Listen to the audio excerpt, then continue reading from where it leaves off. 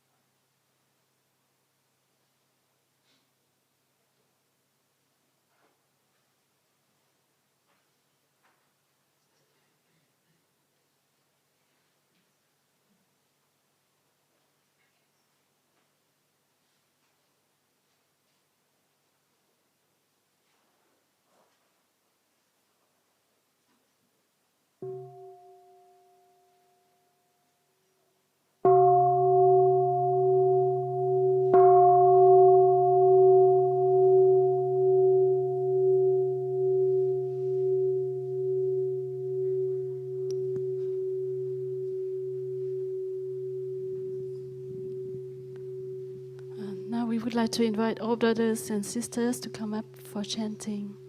Thank you.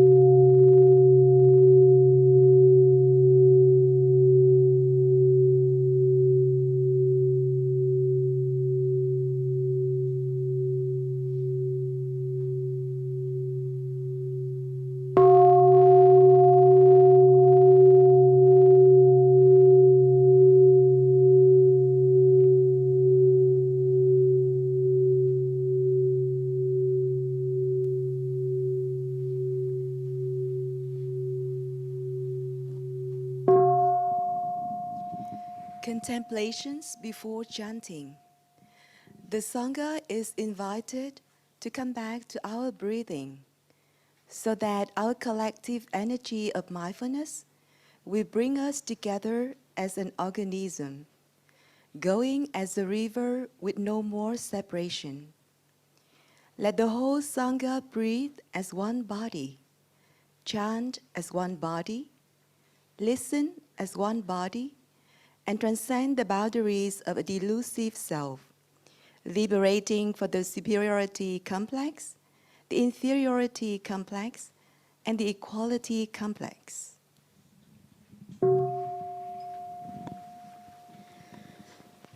Đâu cần dương liễu vương cam lộ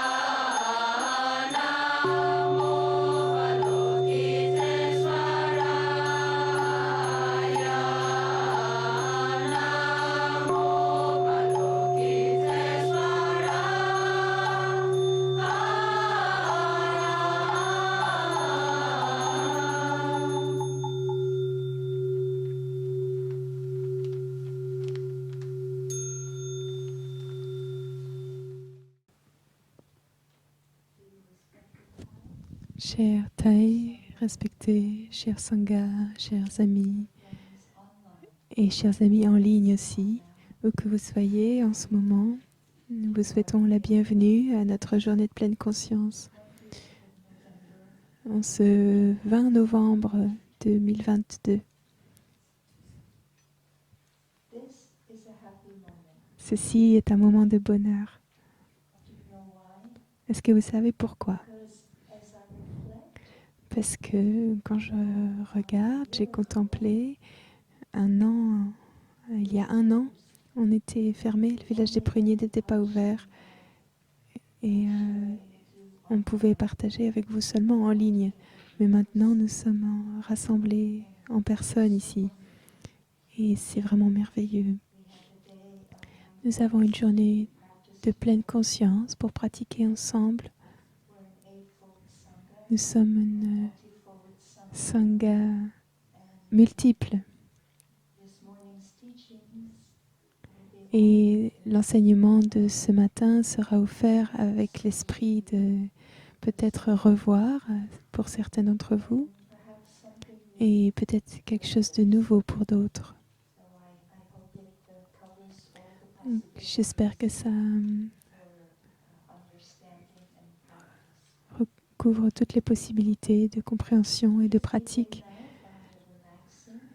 Et commençons maintenant par nous détendre et par profiter de notre respiration consciente en écoutant 3 sons de la cloche.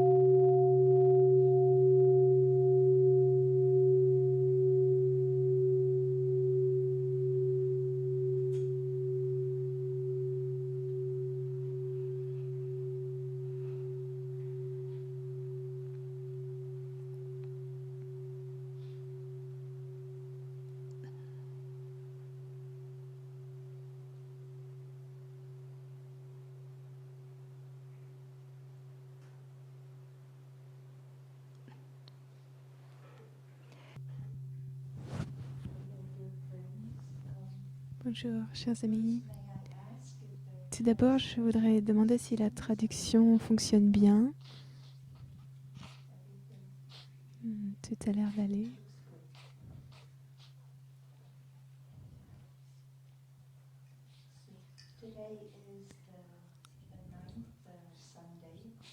Aujourd'hui, c'est le 9e dimanche où nous sommes ensemble pendant cette retraite des 3 mois des pluies. Et pendant laquelle nous avons exploré le thème du bouddhisme engagé et du bouddhisme appliqué. Et nous savons que notre maître Thaï, le vénérable Thich Nhat Hanh, a pratiqué le bouddhisme engagé très profondément, très engagé avec Sachen Kong pendant toute leur vie. Et il suivait la tradition qui était déjà établie dans le bouddhisme vietnamien, où les ancêtres, les maîtres patriarches comme le vénérable maître Tang Hoi, et les rois aussi du Vietnam comme le roi Chang Tai Tong et le maître Nhiet Den.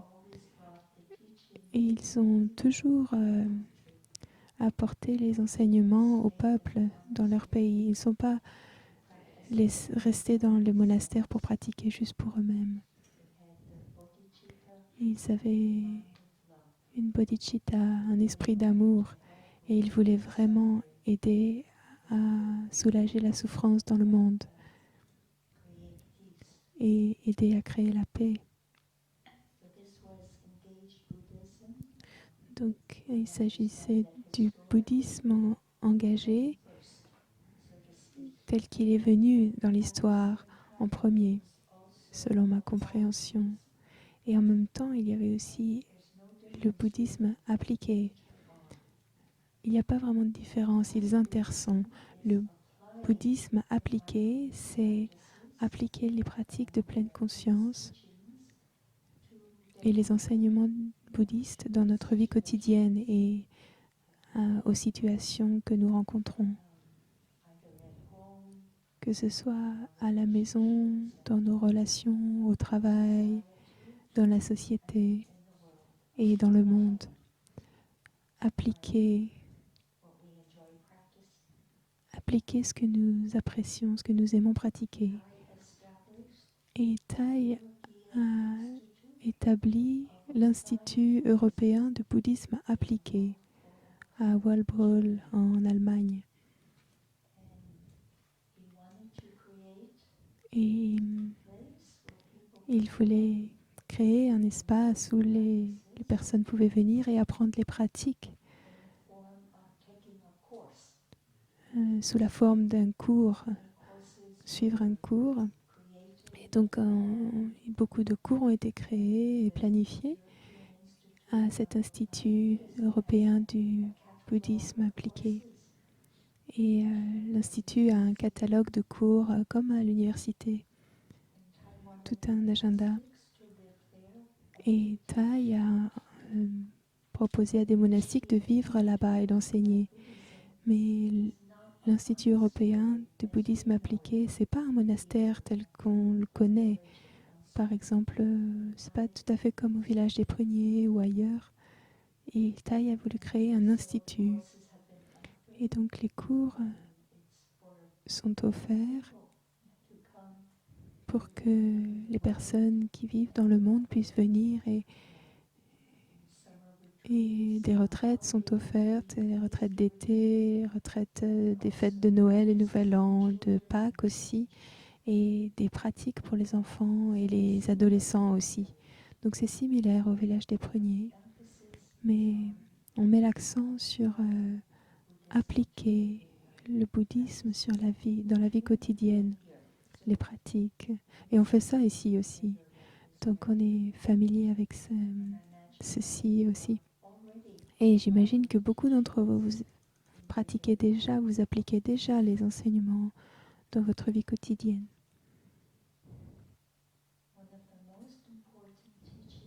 Un des enseignements les plus importants que j'ai apprécié le plus,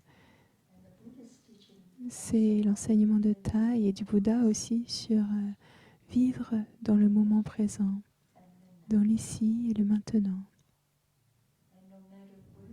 Et où qu'on aille, le moment présent est avec nous et dans notre esprit. On ne peut pas trouver le moment présent quelque part dans l'espace. Par exemple, le moment présent ne vit pas dans les arbres. On ne peut pas le trouver au fond de l'océan. On ne peut pas trouver le moment présent dans les étoiles. Mais on trouve le moment présent en nous-mêmes. Donc quand on ramène notre esprit à notre corps, c'est là qu'on devient conscient de notre corps avec notre énergie de pleine conscience. Et alors, on peut faire l'expérience du moment présent. Excusez-moi, pour moi, la meilleure façon de faire l'expérience du moment présent, c'est avec la respiration consciente. La respiration en pleine conscience et devenir consciente de mon corps, de mes poumons. Et je sais que le corps est vraiment un miracle. Le corps nous a donné 3 façons d'inviter le corps, l'air à entrer dans le corps. 3 entrées comme le nez avec les 2 narines et la bouche. On ne peut pas se tromper. Et même quand on est enrhumé et on a le nez bouché, on peut toujours respirer avec la bouche.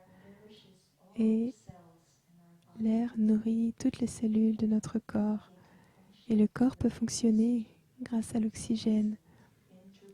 Donc il y a la nature de l'inter-être entre tous les organes et toutes les cellules dans notre corps grâce à l'oxygène qui vient de l'extérieur, qui entre dans notre corps.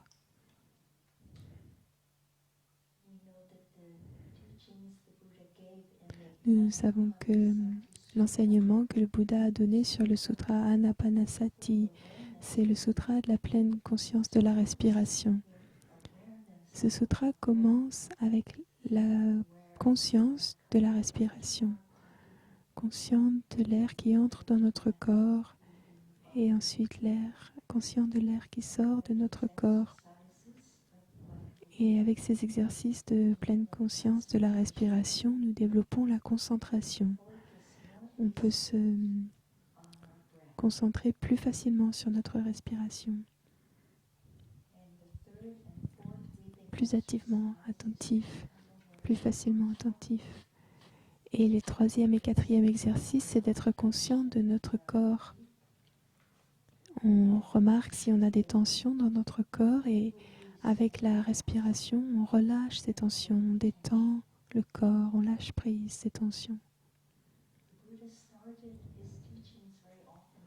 Le Bouddha commençait très souvent, ses enseignements avec la pleine conscience du corps.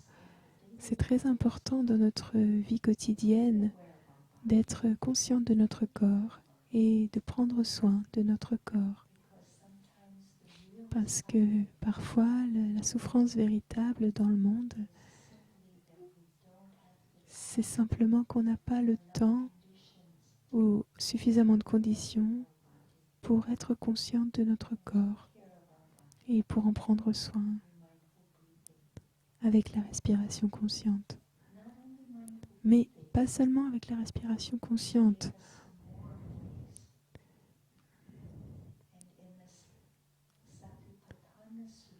Mais le Bouddha nous a donné aussi d'autres moyens. Dans le Sutra Satapatthana, je me souviens plus du nom en sanskrit, les 4 établissements de la pleine conscience, c'est le nom du sutra. Le Bouddha nous a donné d'autres manières d'être en pleine conscience. C'est la pleine conscience des 4 positions, que nous soyons debout, en marchant, assis ou allongés. Nous sommes conscients de notre corps dans chacune de ces positions. Et maintenant, on peut ajouter toucher la terre quand on se prosterne, ou bien la relaxation profonde, c'est aussi la méditation allongée. Donc on commence chaque journée avec la pleine conscience de notre respiration et de notre corps.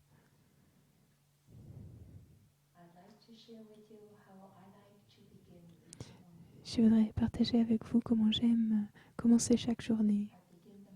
Je commence la journée avec quelques respirations conscientes.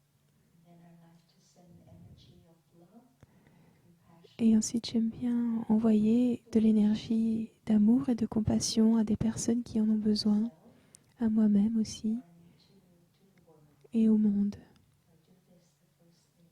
C'est la première chose que je fais le matin. Et ensuite, j'aime arroser des graines de gratitude et de bonheur. Donc je regarde, je cherche la beauté. À ce moment de la journée, je suis déjà dehors et je regarde la nature. Et j'essaye de voir ce qui est beau, même s'il fait nuit encore. Je regarde les étoiles, je regarde la lune. Si la lune est pleine, c'est encore plus merveilleux. J'apprécie sa lumière dorée. Je sens l'air frais tôt le matin. Et alors que le soleil commence à se lever, je regarde le lever du soleil. Les couleurs si belles dans le ciel. Et j'ai appris que si on regarde le soleil levant, les premiers rayons de lumière du soleil sont très bons pour le cerveau. Ils nous aident à dormir mieux, beaucoup plus facilement. Et je trouve que c'est vrai, ça marche pour moi. Donc je ne regarde pas trop longtemps. Je ne sais pas combien de temps je peux regarder les rayons du soleil levant, mais je regarde et j'ai remarqué que je dors plus rapidement. Je m'endors plus rapidement.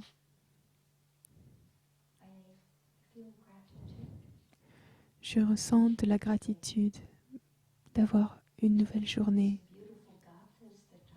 Et il y a des gathas très beaux que Thaï a écrits qui nous aident à commencer chaque journée avec conscience, gratitude et un sens de beauté. Et pourquoi j'aime chercher ce qui est beau dès le matin, les premières choses que je fais le matin, pourquoi j'attends pas plus tard.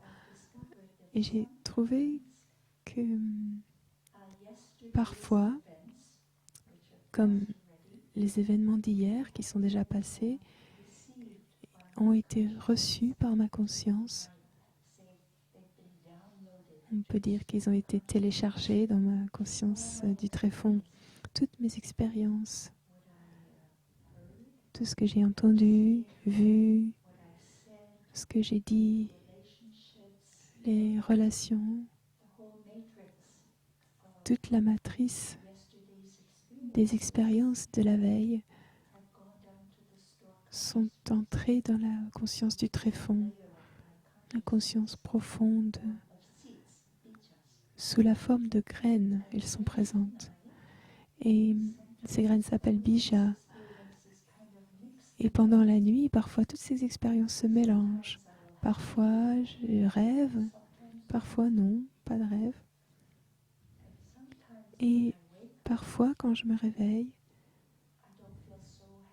je ne me sens pas très heureuse. Et je ne sais pas pourquoi. Quelles que soient les raisons, je ne passe pas trop de temps à ce moment-là de la journée à chercher pourquoi.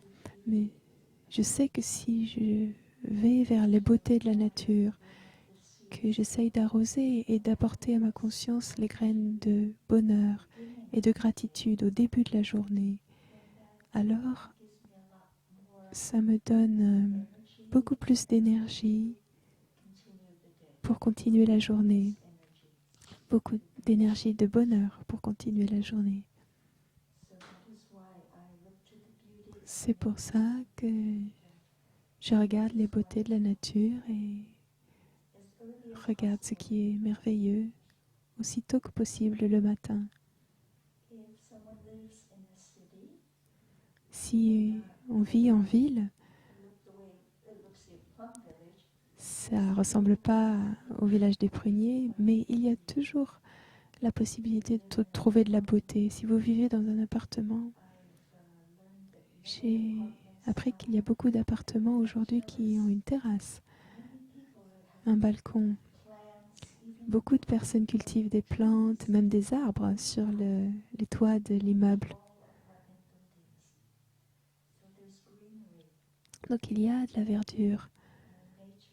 Et la nature est partout. Et toutes ces beautés se révèlent partout. Et les oiseaux chantent même dans les villes et le soleil se lève quand même.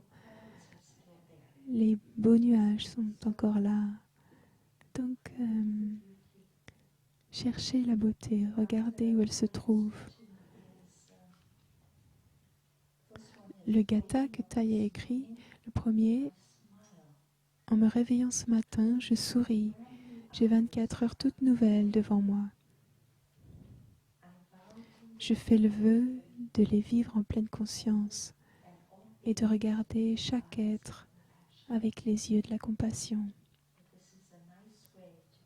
C'est une belle manière de commencer la journée avec notre aspiration à avoir de la compassion et à regarder regarder les gens avec compréhension. Ça inclut aussi nous-mêmes. On peut se regarder comme ça. Et un autre gatha qui s'appelle Ouvrir la fenêtre. Il est très beau.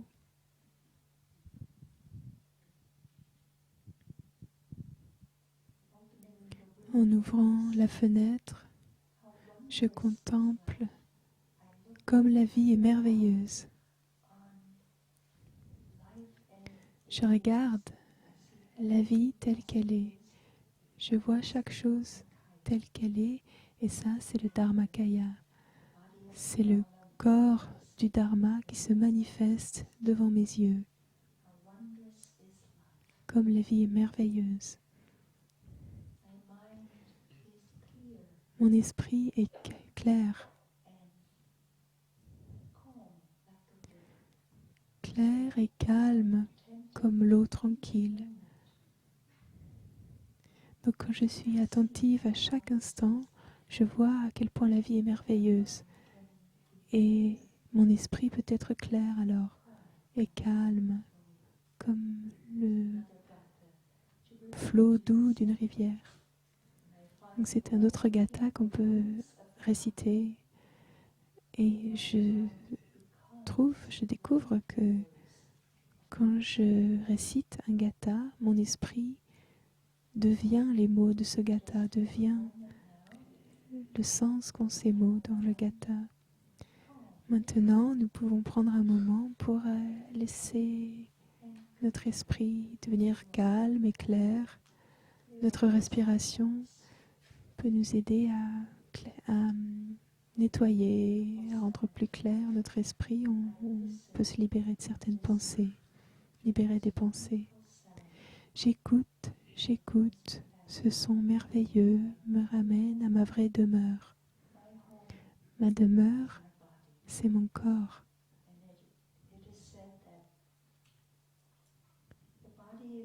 Et on dit que le corps, c'est là où on doit vivre, c'est notre maison pour toute notre vie. Donc pourquoi ne pas se détendre et profiter de créer de la paix et du calme dans notre corps? Ce son me ramène à ma vraie demeure.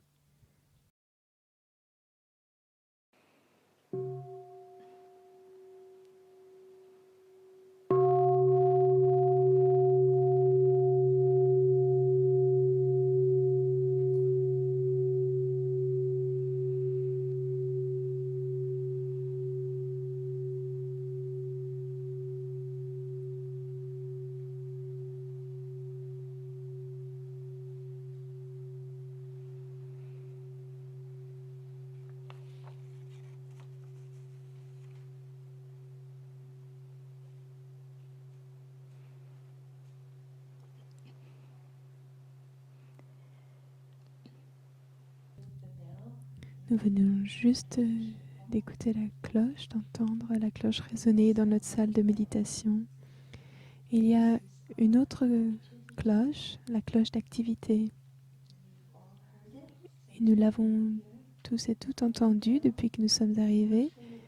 Et cette cloche nous invite à aller quelque part. Tout d'abord à nous arrêter. On va nulle part. On s'arrête, on respire. Et on devient conscient de notre corps. S'il y a des tensions dans le corps, on les détend. Et ensuite, la cloche nous invite à nous rendre quelque part. Et où que nous allions, ce sera pour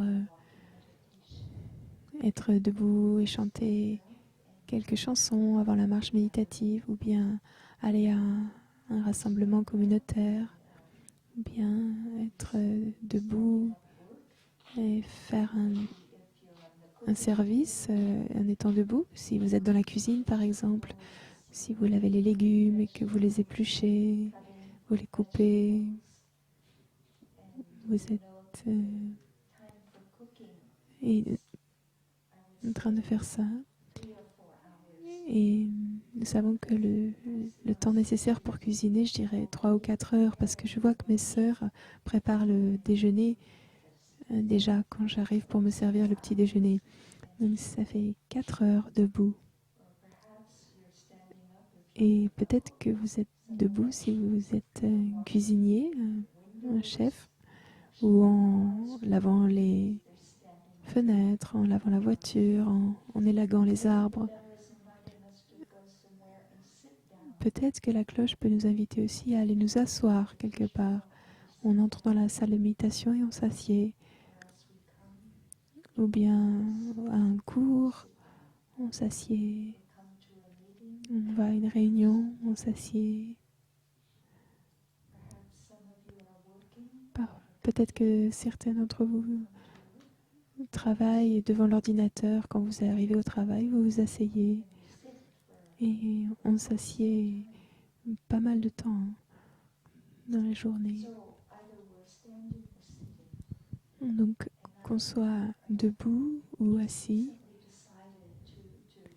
Et récemment, j'ai décidé à regarder dans ça pour moi-même, pour ma propre pratique. Et je prends conscience que si je suis assise pendant 2 heures dans une réunion, et quand je sors de la réunion, je marche. Et si j'ai marché pendant quelque temps, je sais que j'ai besoin de m'asseoir. Donc, consciente de s'asseoir, d'être debout ou de marcher, que ce soit à la fin de la marche, à la fin de l'assise, pardon. Je trouve que c'est important pour permettre au corps de se détendre, ces changements de position et la conscience des changements des positions. Et nous avons besoin parfois de prendre une pause quand nous travaillons. Peut-être que on écrit quelque chose, on prépare une présentation et on peut prendre... elle parle de Thaï, qui, quand il préparait quelque chose, qu'il écrivait, il faisait des pauses de temps en temps. Il allait marcher et il revenait. Et Sachanduk aussi, sœur Vertu, sœur Annabelle, on voit qu'elle fait la même chose aussi. Elle fait des pauses et elle marche entre les activités. Et nous savons que la marche est vraiment merveilleuse et c'est une autre de nos pratiques fondamentales dans le bouddhisme appliqué. On applique notre énergie de pleine conscience à chaque activité qu'on fait.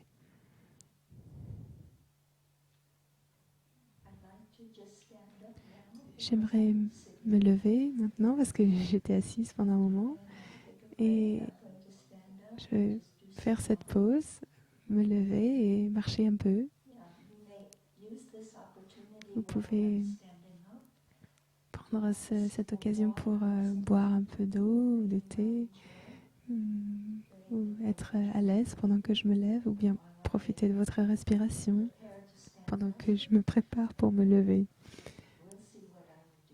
Et ensuite, on verra ce que je ferai. Chers amis, marcher, c'est très guérissant. Et Thaï nous a beaucoup montré la marche pendant ses enseignements, au début de l'enseignement. Bien sûr, on sait tous comment marcher en pleine conscience, c'est pas nouveau, mais je voudrais, pour être honnête, je m'accorde une pause et puis je profite de la marche. C'est-à-dire que chaque pas me nourrit, chaque pas me guérit. Chaque pas nourrit ma pleine conscience. Chaque pas guérit. C'est-à-dire que la circulation dans mon corps est plus fluide et le corps a la possibilité de guérir quand la circulation est fluide.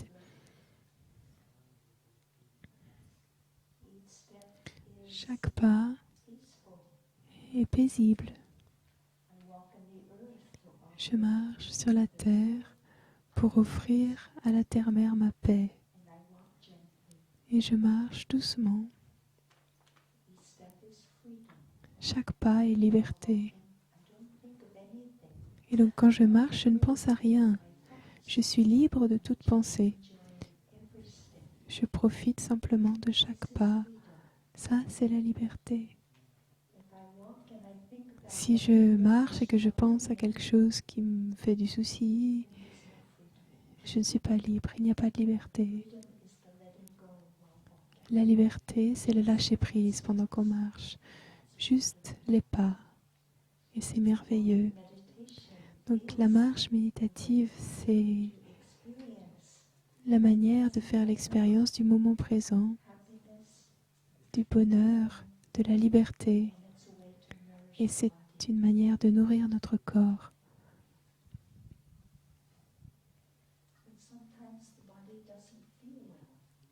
Mais parfois, le corps ne se sent pas à l'aise.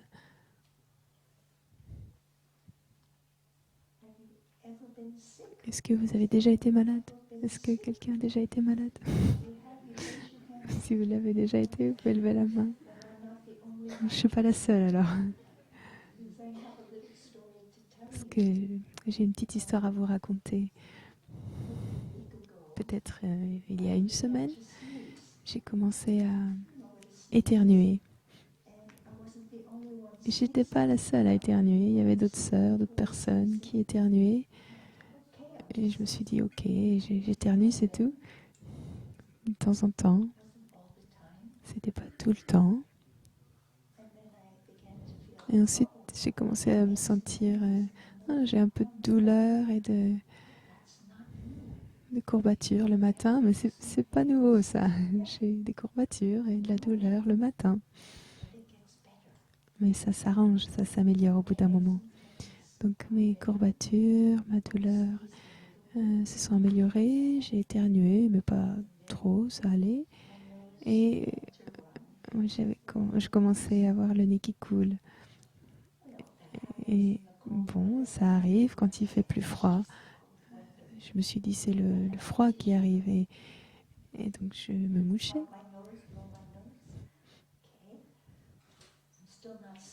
Je ne suis pas malade, n'est-ce pas? Je ne suis pas malade. Et alors, j'ai commencé à avoir mal à la tête, des maux de tête.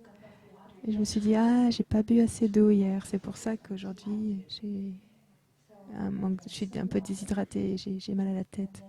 Donc, j'ai bu de l'eau et les maux de tête sont partis. Donc, je me suis dit, je ne suis pas malade.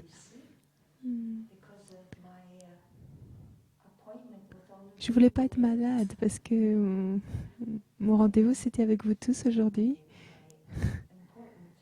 Mon rendez-vous important, c'était d'être ici aujourd'hui. Donc, je me suis dit, non, je ne suis pas malade.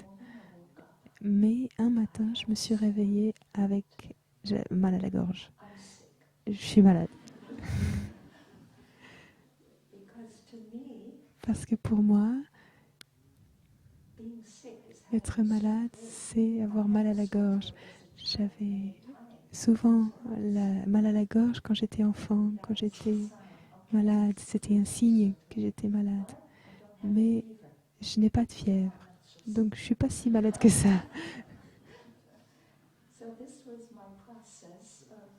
Donc c'était un processus d'être consciente de mon corps et d'en prendre soin. C'est-à-dire, en fait, me reposer, rester au chaud et essayer de voir quel traitement serait le plus approprié. Médecine chinoise, homéopathie, huile essentielle, Il y a beaucoup de façons de guérir, de prendre soin.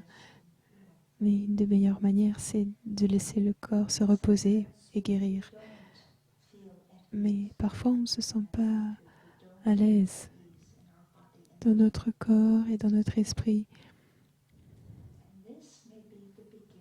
Et ça peut être le début de la souffrance, du mal-être.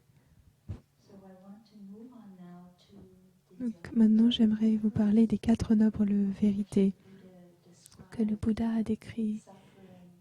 La souffrance, ou Thai l'a nommé différemment.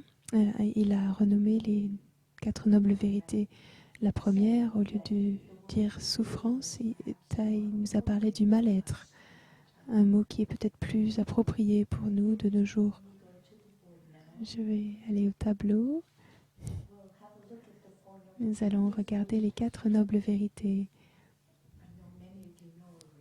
que je sais qui sont connues par beaucoup d'entre vous déjà. Mais peut-être on peut revoir ensemble ou bien entendre parler de ça pour la première fois pour certains d'entre nous.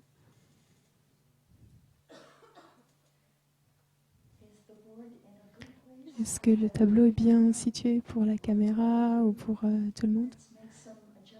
Est-ce qu'on ajuste un peu? C'est nécessaire? On dirait que ça va.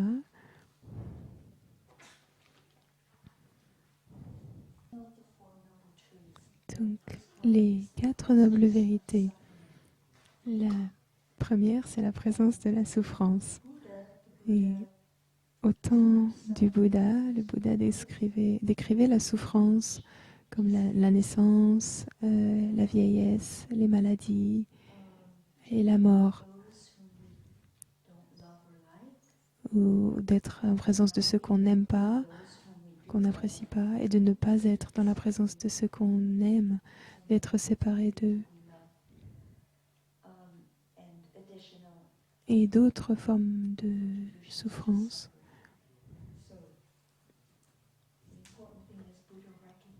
La chose importante, c'est de voir que le Bouddha a reconnu la présence de quelque chose. Et je crois que c'est important que nous puissions reconnaître quand on ne se sent pas très bien par rapport à quelque chose, quand on ne se sent pas à l'aise par rapport à notre santé aussi, l'état de notre corps par exemple. Et au lieu de la souffrance, Thai nous a proposé le mal-être. Parce que parfois on ne veut pas reconnaître, on ne veut pas admettre qu'on souffre. C'est beaucoup plus simple de dire qu'on ne se sent pas à l'aise.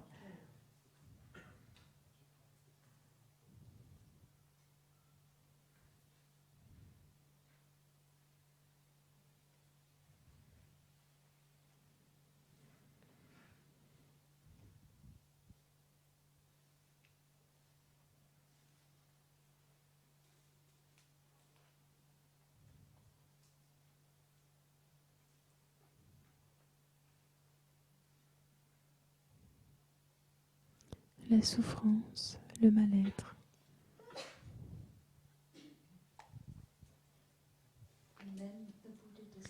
Et ensuite, le Bouddha a décrit qu'il y a des causes à la souffrance, il y a des raisons pour lesquelles la souffrance se manifeste. Elle a des racines aussi.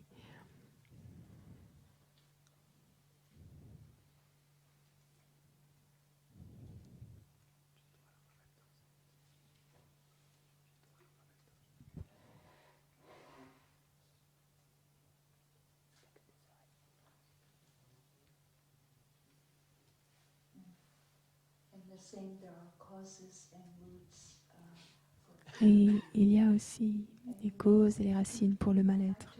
C'est comme pour la souffrance. Et nous pouvons ajouter un autre mot. Il y a des conditions qui contribuent aux causes du mal-être. Certaines conditions contribuent à créer ces causes du mal-être. Donc les causes vont avec les conditions.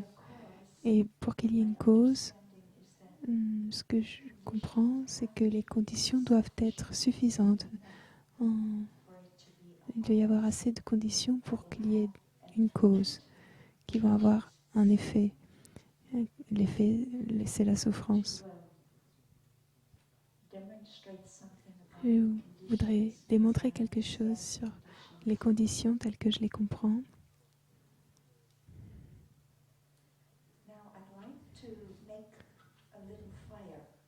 Je voudrais allumer un petit feu.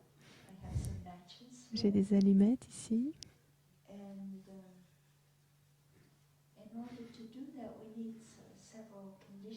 Et pour que la flamme soit là, on doit réunir quelques conditions.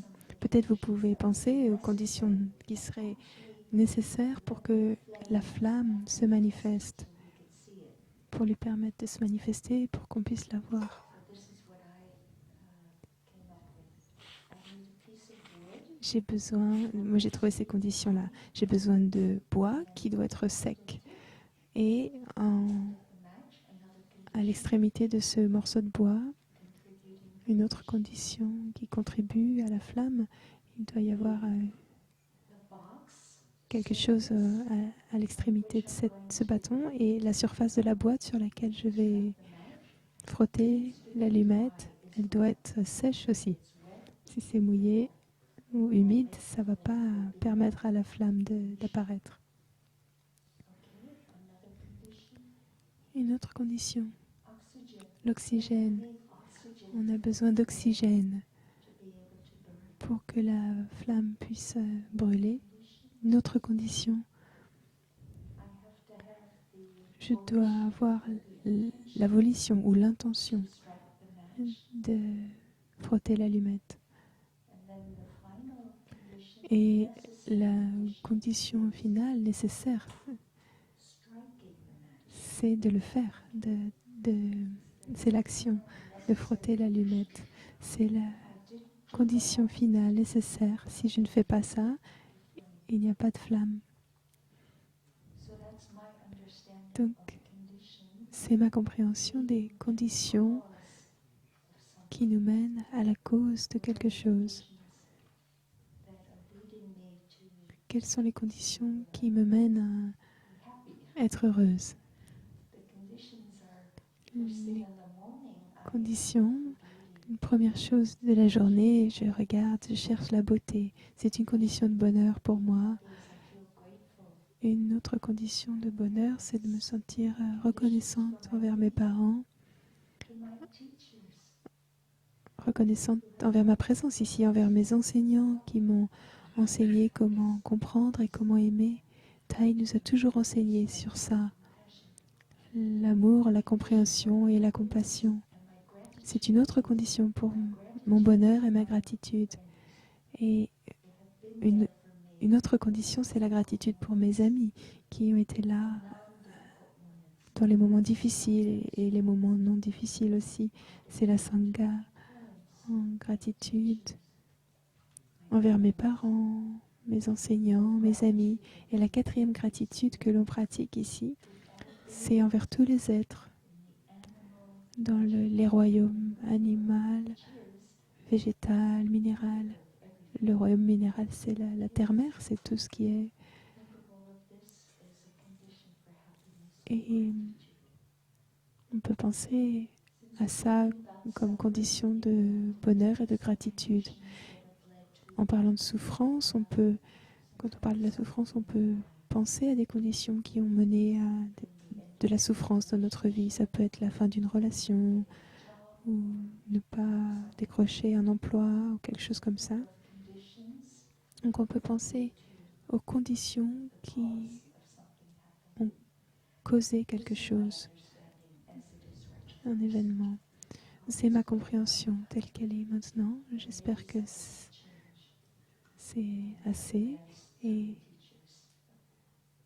ça peut changer si d'autres enseignants nous enseignent sous d'autres perspectives. Maintenant, nous avons déjà parlé de 2 des 4 nobles vérités, la souffrance et les causes de la souffrance. Et maintenant, comment on transforme la souffrance pour ne plus avoir la souffrance? Le Bouddha a réalisé 8 merveilleuses pratiques. Le chemin octuple, le noble chemin octuple des pratiques justes.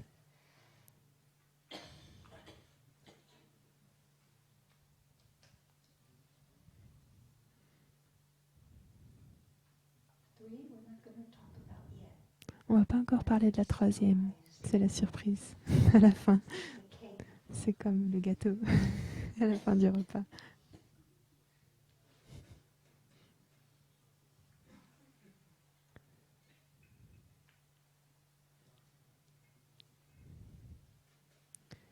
Le noble sentier octuple.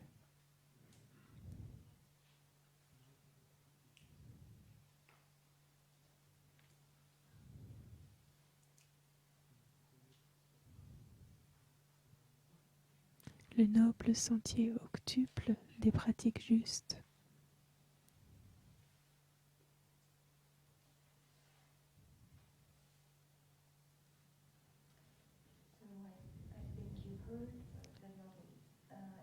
Vous avez, je pense, déjà entendu parler du noble sentier octuple des pratiques justes. Je ne vais pas trop écrire, je vais juste les mentionner. Il y a donc la vue juste, la pensée juste, la parole juste. Et alors que nous progressons d'une pratique à l'autre, parmi ces 8, nous savons qu'elles dépendent les unes des autres, qu'elles s'influencent les unes les autres, qu'elles s'intersont. Elles intersont. Si j'ai la pensée juste, j'aurai la parole juste. Ensuite, il y a l'action juste, la diligence ou l'effort juste. Et ça continue comme ça. Il y a ensuite les moyens d'existence justes, la pleine conscience juste et la concentration juste. Donc, tout cela implique notre pleine conscience pour savoir quelle est l'action juste, quelle est la parole juste, la pensée juste, la vue juste. Nous avons besoin de la pleine conscience pour ça. Et avant d'arriver à cette merveilleuse surprise du bonheur, je voudrais revenir sur les causes et les racines de la souffrance. Le Bouddha nous a enseigné qu'en termes de consommation, on peut voir ça. Les 4 sortes de nutriments. La première sorte, c'est la nourriture comestible, ce que nous mangeons, ce que nous buvons.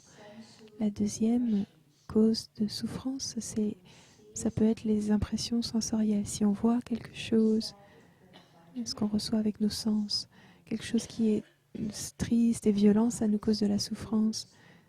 C'est nos yeux, nos oreilles, notre nez, notre langue, notre corps et notre esprit qui reçoivent ces sortes de nourriture, ces impressions à travers nos sens.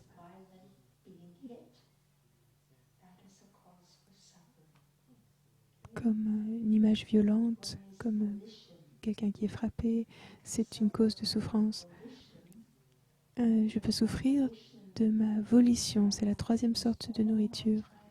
Si ma volition, mon intention, ça veut dire que que je veux passer tout mon temps et mon énergie pour travailler, pour avoir de l'argent, pour acheter ceci ou cela, je n'ai pas de temps pour ma famille et pour mes amis. C'est une volition qui, pour moi, peut créer de la souffrance. Je pense que ma santé va en pâtir, ma famille sera affectée et ne sera plus avec assez d'amour, de compréhension, de présence. C'est une des conditions qui créent de la souffrance. Et la quatrième forme de nourriture, c'est la conscience. Et on peut se demander comment je nourris ma conscience, mon esprit avec les pensées que j'ai. Si j'ai des pensées négatives, que j'ai des jugements, que je suis critique, je nourris mon esprit avec de la souffrance. Mais ça veut dire aussi l'environnement dans lequel je suis. Donc selon les sortes d'aliments, de nutriments,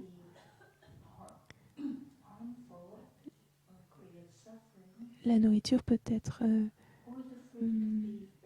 créer de la souffrance ou peut être très nourrissante et bénéfique. Et ici, quand nous venons pratiquer ensemble, la nourriture que nous offrons est nourrissante. Nous apprenons à écouter, à parler aimablement. La nourriture comestible est saine. Ici, notre évolution, c'est notre pratique, notre détermination à pratiquer pour nous transformer, pour être heureux. Et la conscience, c'est l'environnement qui est positif. Et la troisième des 4 nobles vérités, c'est que la souffrance peut avoir un terme, particulièrement grâce à notre façon de nous nourrir, les 4 nourritures. Et la bonne nouvelle, c'est que le bonheur est possible.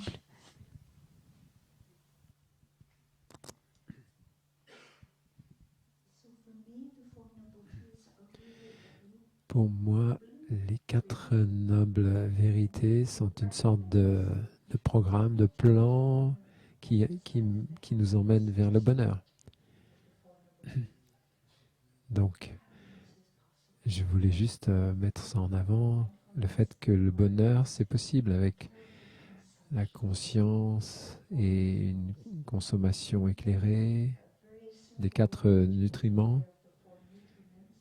Une manière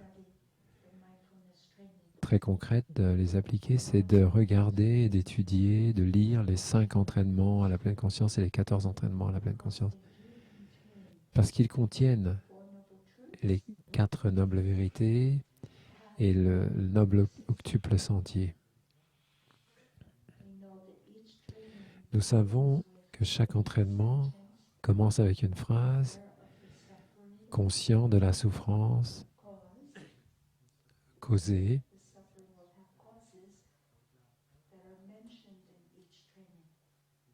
C'est des causes qui sont mentionnées dans chaque entraînement. Et cet entraînement va nous donner des informations sur comment pratiquer le noble octuple sentier de manière à ne pas générer ou créer des conditions qui vont produire plus de souffrance. Et c'est comme ça que le bonheur s'établit. C'est ce que je pense. Et je vous partage ma vision. On va faire une petite pause qui est bon pour notre santé. On va écouter la cloche et on va se réjouir de notre respiration et se détendre.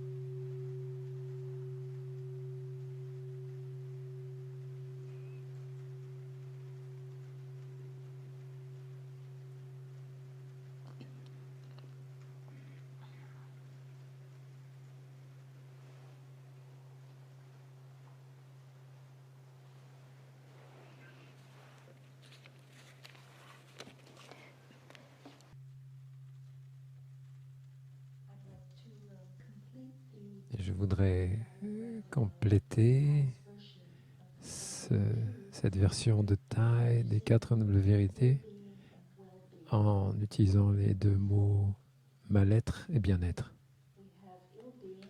Nous avons le mal-être. Je connais le mal-être. Parfois, c'est plus facile de parler de mal-être que de souffrance. Il y a 4 mantras sur l'amour que Thaï a utilisés, qu'on utilise dans nos relations. Le premier, Je sais que tu es là et je suis heureux, heureuse. Et on peut dire ça à nos bien-aimés pour nourrir le bonheur dans la relation et l'amour. Le deuxième mantra, je suis là pour toi. C'est une déclaration qui va permettre à la personne de ressentir que je suis là, présent pour elle, pour t'écouter, te comprendre, de vivre avec compassion à tes côtés. Je suis là pour toi. Et comme ça, la relation peut être dans quelque chose de beau. Mais au bout d'un moment, on peut arriver peut-être à avoir besoin d'exprimer le troisième et quatrième mantra. Le troisième,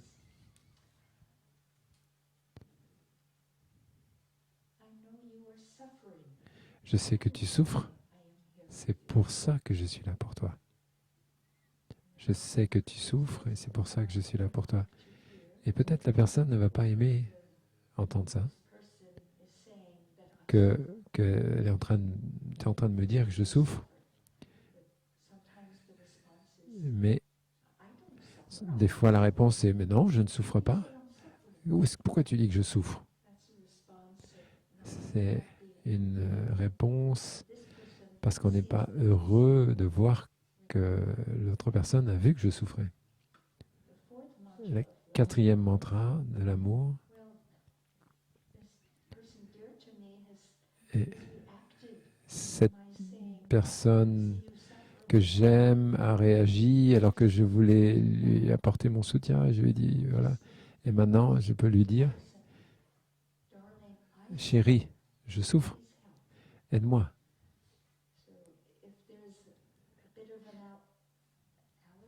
S'il y a une forme d'allergie au concept, au mot de souffrance, peut-être le mot souffrance est trop fort. Je me souviens, il y a quelques années, dans une session de questions-réponses, une femme est venue demander à Thaï poser à Thaï une question. Elle s'est assise sur la chaise, elle a dit « Cher Thaï, voilà ma situation.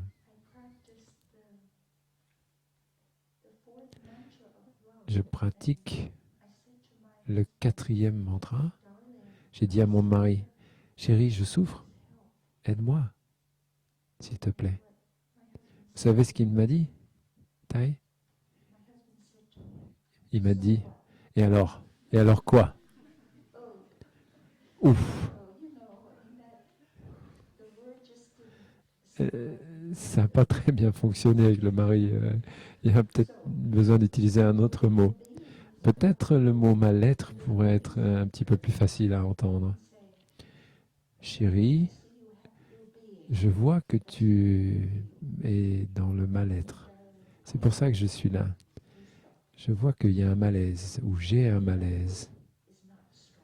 Peut-être ça permet de voir, de modérer, de sentir quel est le meilleur mot qu'on peut choisir par rapport à une situation. Alors le mal-être.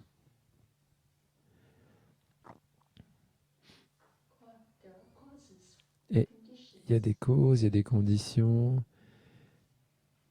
à ce mal-être. Et le noble octuple sentier, ou quel est le chemin qui mène à la souffrance, au mal-être? En fait, c'est le chemin ignoble. C'est les 8 pratiques erronées.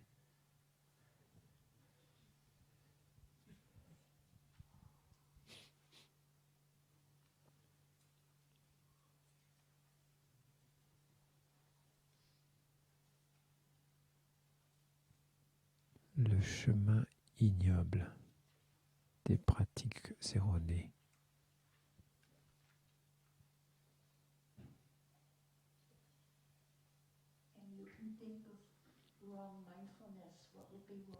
On peut penser par exemple, quelle serait la pleine conscience erronée? Si quelqu'un veut cambrioler une banque, il peut être tout à fait en pleine conscience, très habile, mais c'est pas tout à fait juste, n'est-ce pas? C'est quand même un vol. Donc le résultat ne sera pas tout à fait éthique ou moral. Et là, on peut dire que c'est une pleine conscience erronée, puisqu'il n'y a pas la dimension éthique. Donc tout cela, tous ces différents éléments dont on a parlé tout à l'heure, pensée, action, parole, par exemple, tuer. Donc là, on voit que la dimension éthique est importante. Qu'est-ce que vous pensez pour... Donc si on regarde ça, on voit que il est possible d'être dans le bien-être.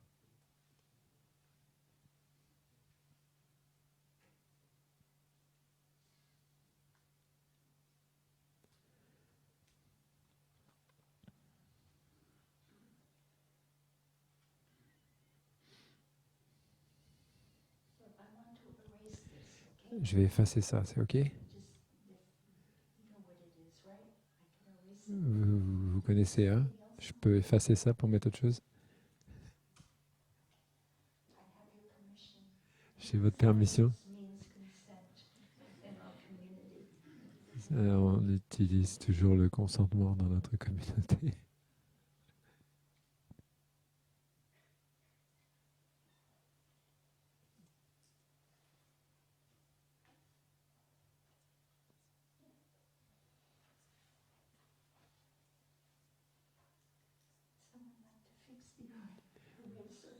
Est-ce que quelqu'un veut réparer la brosse? Parce que ça ne marche plus. Merci.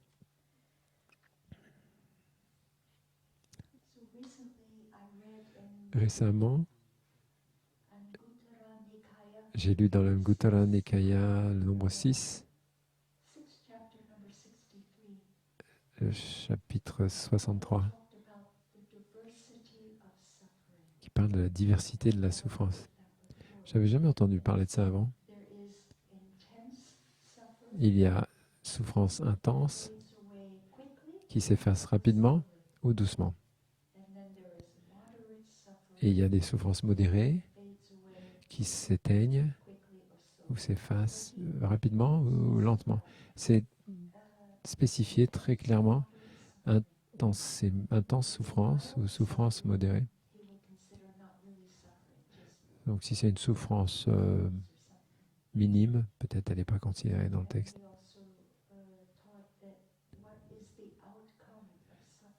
Et quels sont les bénéfices de la souffrance? Non, pas les bénéfices, le résultat de la souffrance. L'esprit peut être emporté. Il ne sait pas comment se libérer de la pensée ou quelle que soit la chose qui va générer cette souffrance dans l'esprit.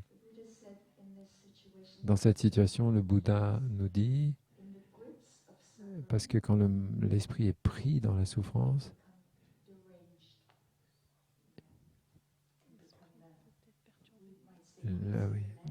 l'esprit devient dérangé, perturbé.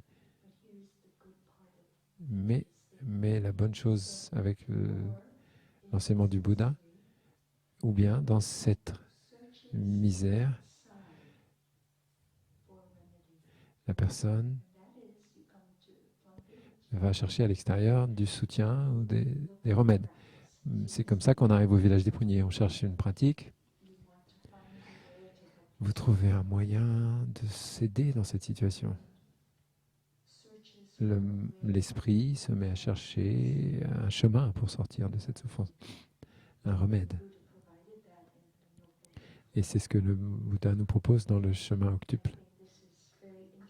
Très intéressant de regarder si nous avons eu des expériences de souffrance, cette diversité, ces degrés. Est-ce que ma souffrance est intense ou est-ce que c'est modéré? Est-ce que ça disparaît doucement? Ou bien est-ce que ça s'efface rapidement. Je peux marquer ça au tableau si vous voulez. Les gens aiment ça en général, non?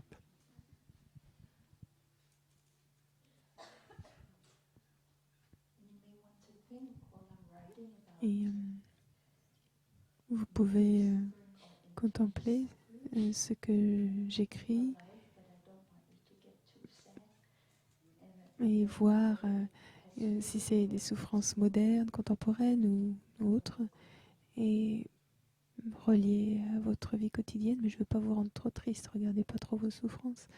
Et vous pouvez regarder en vous par rapport à vous-même si ces souffrances s'effacent rapidement ou lentement dans votre propre expérience.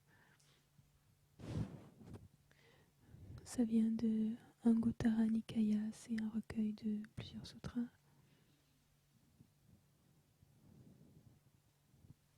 6, chapitre 6 et la 63e.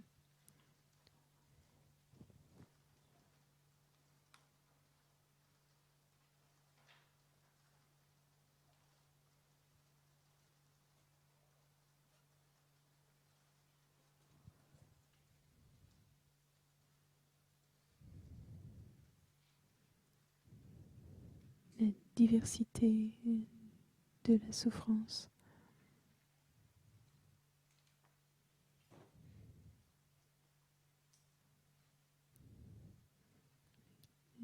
La souffrance intense.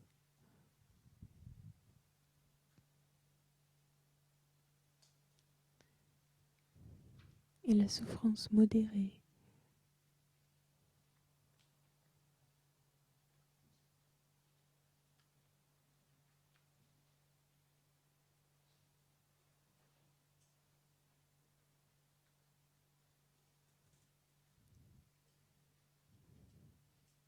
Qui s'éteint rapidement ou lentement.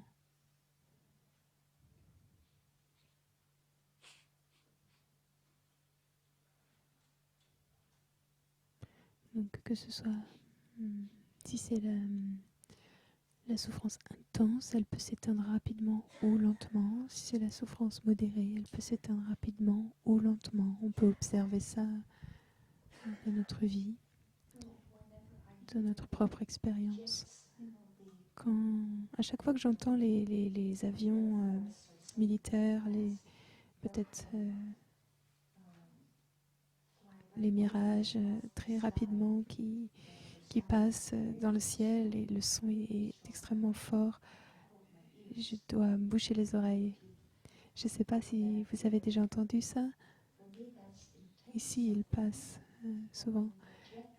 Et pour moi, c'est une souffrance intense, mais quand l'avion est parti, c'est terminé. Et Thay nous parle aussi de la rage de dents et ne pas avoir de rage de dents. Ne pas avoir de rage de dents, c'est vraiment du bonheur. Donc quand le dentiste vous a aidé à soigner votre dent, vous n'avez plus mal aux dents, c'est une souffrance qui donc s'éteint après le traitement du docteur. Et nous avons des pratiques pour arroser nos graines de bonheur. Nous nous sommes concentrés pas mal sur la souffrance. Maintenant, parlons du bonheur. Le bonheur est possible. Nous allons écouter un son de la cloche.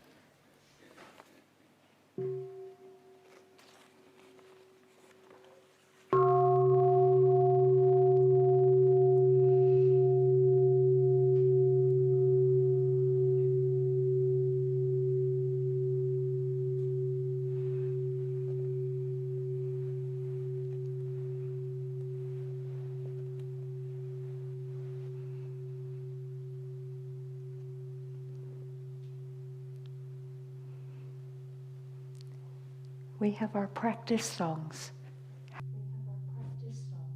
Nous avons des chansons de pratique, comme la chanson Le bonheur c'est maintenant, j'ai lâché tous mes soucis. J'ai laissé tous mes soucis nulle part où aller, rien à faire, pas besoin de me presser. toutes nos chansons de pratique sont des manières d'arroser ces graines de bonheur. Et c'est pour ça qu'on chante tous les jours. C'est tellement nourrissant. Est-ce que vous voulez chanter avec moi cette chanson maintenant? Le bonheur. Le bonheur, c'est maintenant. Nous savons que le bonheur est maintenant. Alors chantons, pourquoi pas.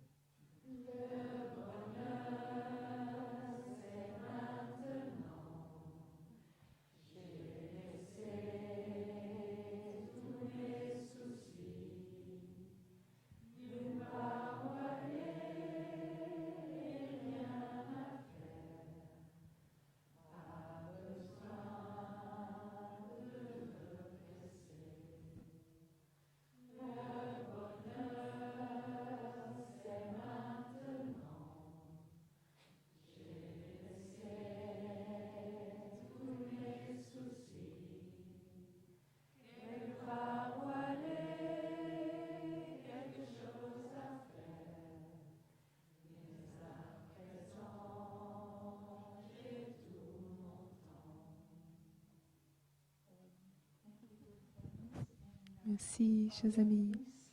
Et nos frères et sœurs et retraitants vietnamophones sont dans la salle du Bouddha. Donc, j'aimerais les inviter à chanter en vietnamien là-bas. On ne peut pas vous entendre, mais on sera heureux. Peut-être qu'ici, dans la salle, on peut chanter aussi.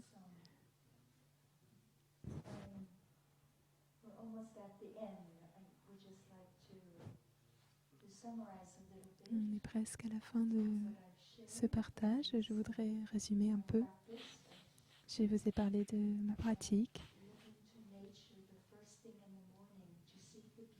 Ma pratique, une des premières choses dans la journée, de regarder les beautés, de les trouver dans la nature, les merveilles de la vie qui sont présentes dans le moment présent, ici et maintenant. Donc je nourris les graines de bonheur aussitôt que possible dans la journée.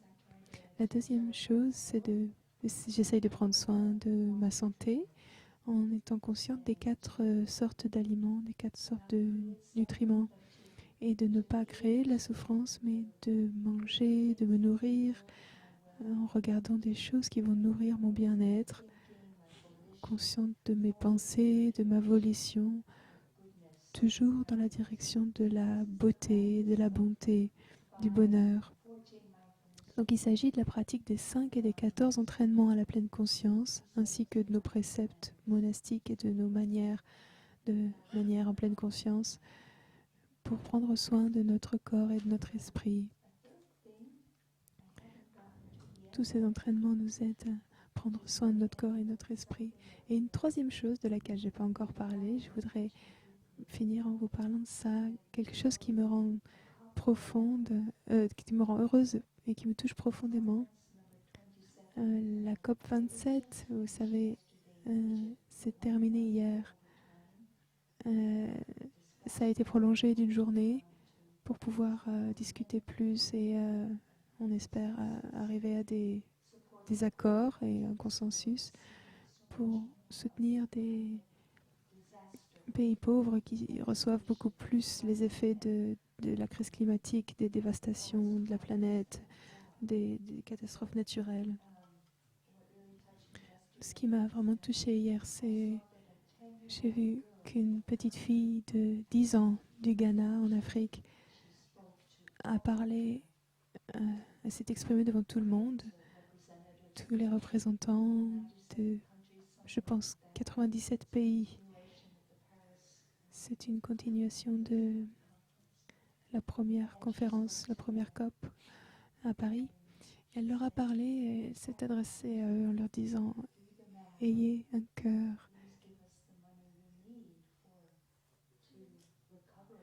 S'il vous plaît, comptez et donnez-nous les fonds dont nous avons besoin pour nous remettre des désastres causés dans nos pays. » C'était une petite fille vraiment merveilleuse et ils se sont tous levés et ils lui ont fait une standing ovation. Ils se sont levés et l'ont applaudi, tout le monde. Ça m'a beaucoup émue. J'ai trouvé ça si beau. Nous savons que le futur est dans les mains des jeunes dont vous faites partie aussi. Et je voudrais mentionner aussi une situation d'une maman qui était avec sa petite fille et puis d'autres enfants qui vivent avec leur famille autour du village des Pruniers. Et elle m'a dit, vous savez, nous ne laissons pas une planète en bon état pour nos jeunes.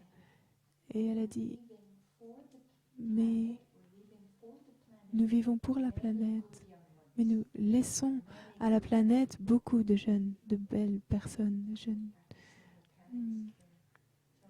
C'était très touchant pour moi d'entendre son partage de cette maman. Nous ne laissons pas la planète dans un bel état, mais nous laissons beaucoup de jeunes, de bonnes personnes pour la planète.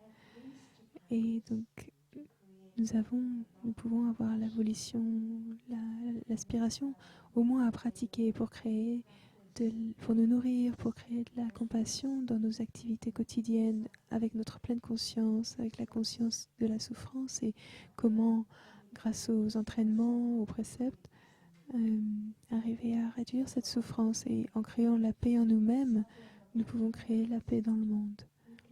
Et avec les souffrances présentes dans le monde aujourd'hui, nous pouvons faire notre part.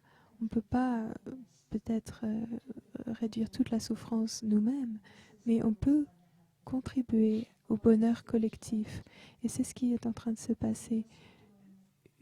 Si nous pratiquons, nous pouvons parvenir à une spiritualité et à une éthique mondiale. Nous sommes en chemin pour ça. Et pour les petits, nous allons offrir cet héritage. Un héritage meilleur. Merci beaucoup pour votre écoute et pour votre pratique.